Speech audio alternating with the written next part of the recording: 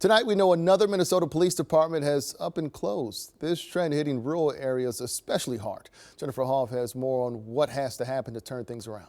A small town 4 hours north of the Twin Cities rarely makes headlines until its police department recently closed. I didn't want it to close for sure. Relying now on Beltrami County Sheriff Jason Riggs for coverage. And it doesn't do public safety justice when those places close down like that. But we understand why it happens for sure.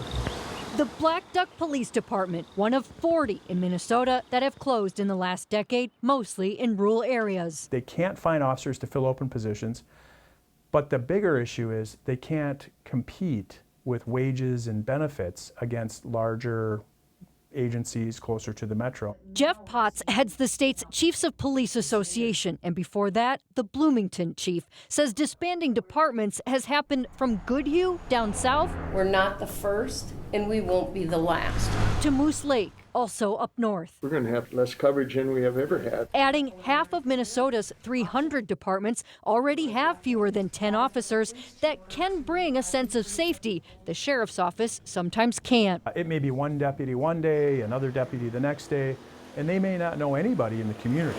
Riggs says it could be next year before a deputy serves Blackduck full-time, entering into a contract then. But in a county 3,000 square miles, backup could take half an hour.